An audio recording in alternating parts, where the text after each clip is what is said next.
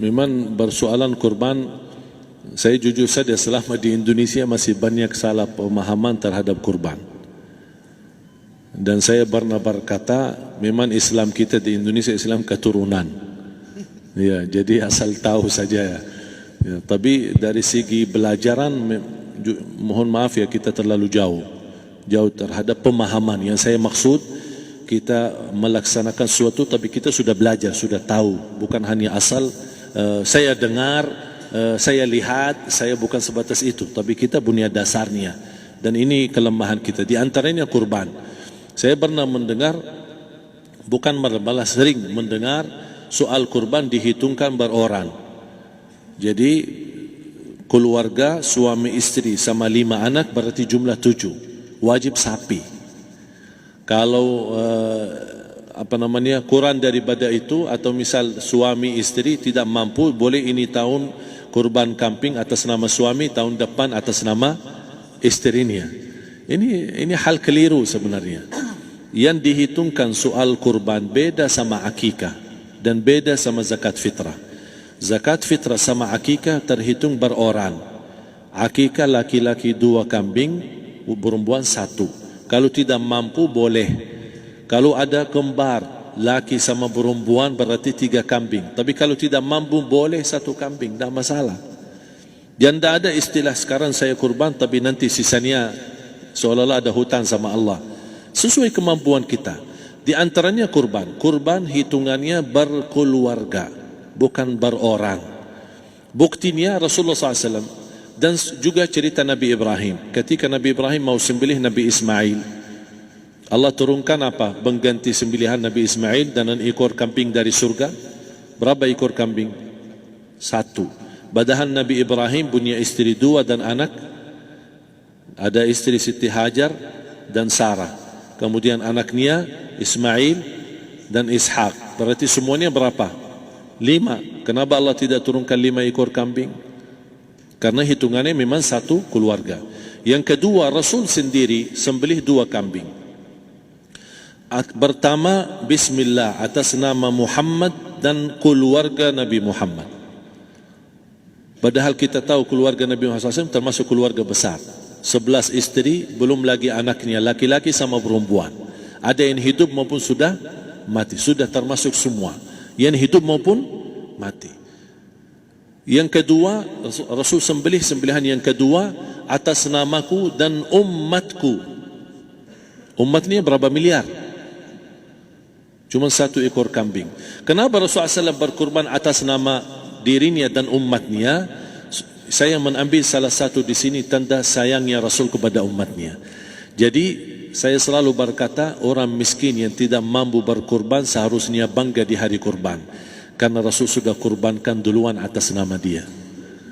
Jadi terima kasih ya Rasulullah, ingatkan kita. Yang kita tidak mampu, Rasul sudah. Bahkan kalau Rasul sudah kurban atas nama umatnya yang tidak mampu, berarti sudah terkabul. Kita aja belum tahu kabul atau tidak kalau kita berkurban. Tapi kalau Rasul sudah terjamin makbul. Oleh sebab itu, hitungan kurban itu adalah 1 keluarga. Misal, bapa punya istri, punya anak. Itu kalau mampu sapi silahkan. Mampu 1000 sapi silahkan. Kalau soal kemampuan tidak ada masalah.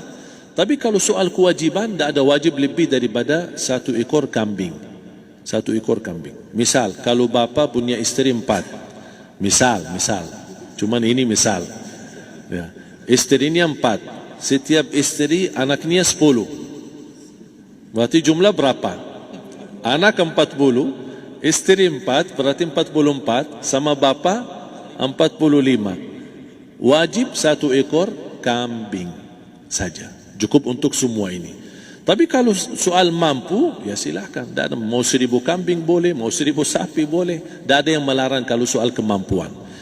Dan kalau kita mau sembelih, Bismillah atas namaku dan keluarga. Tidak perlu bawa data-data nama keluarga. Jadi disebutkan tukang sembelihnya ada capek menunggu sambil sebutkan nama-nama. Tidak perlu. Udah Bismillah atas namaku dan keluarga. Termasuk kata atas namaku dan keluarga, termasuk orang tua yang sudah meninggal. Termasuk orang tua yang sudah, karena kita adalah hasil daripada orang tua. Itu sudah termasuk, tidak perlu kita sebutkan. Ada sebagian ulama membolehkan kalau kita mampu, mau khusus kambing atas nama orang tua, tidak masalah. Kalau kita mampu. Tapi kalau kita tidak mampu, itu sudah termasuk orang tua kita bersama keluarga besar kita. Ini salah satu kenikmatan, dan ini termasuk juga sedekah yang berguna bagi orang yang sudah meninggal di keluarga kita. Wallahu ta'ala alam. Dan juga masalah panitia, bisa kita mewakili. Kalau kita tidak mengerti sembelihannya dan tidak mengerti cara bagiannya. Tapi ada satu sunnah yang termasuk kehilangan sunnah ini, adalah banyak yang tidak mau makan dari hasil kurban. Padahal itu sunnah Rasul. Dari akikah boleh makan, dari kurban pun boleh makan. Bahkan sunnah SAW dibagi 3. Sepertiga pertama dihadiahkan. Maksudnya kata dihadiahkan kepada orang kaya.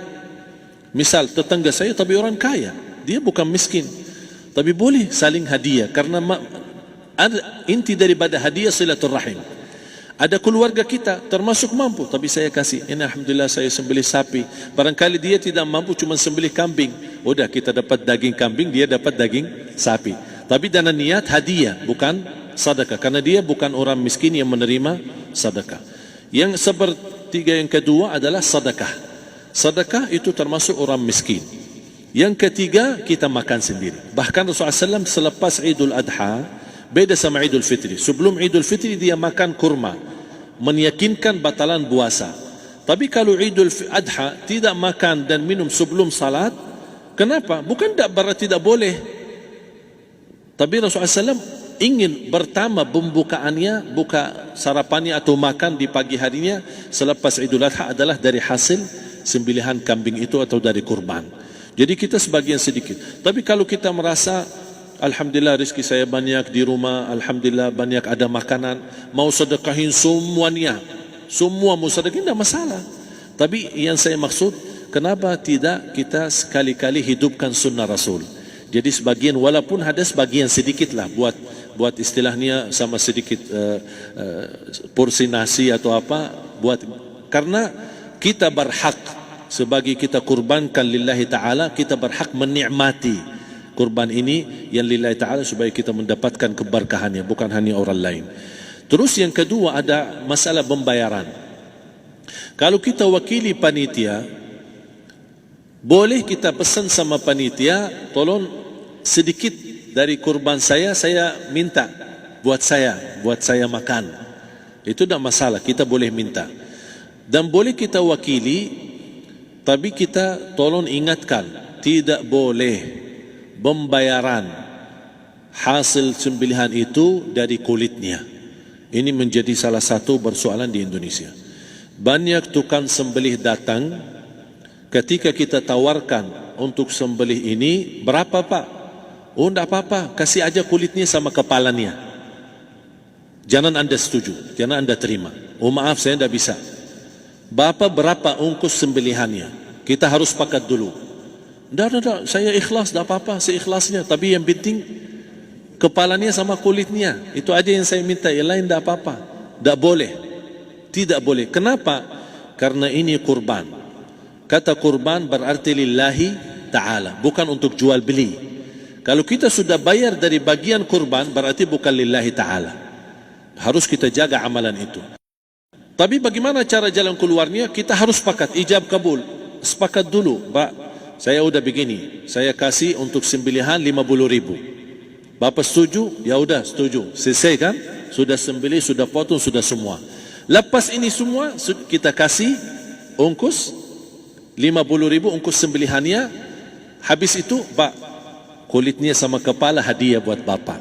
Itu dah apa-apa, dah masalah. Tapi bukan untuk bayar sembelihan. Faham maksud saya? Harus dibedakan supaya jangan sampai amalan kita kurban habis biaya, habis ini malah tidak diterima karena sudah kita bayar sebagian daripada kurban. Saya silahkan bayar apa yang kita sepakati, mau hadiahkan kepada dia karena kita tidak bisa guna. Buat apa yang kita mau gunain kulitnya? Tidak bisa. Tapi buat mereka lebih berguna, oleh karena itu kita bisa hadiahkan untuk mereka. Bahkan kita bisa juga kasih daging untuk mereka bisa menikmati sebagai sedekah. Wallahu taala alam.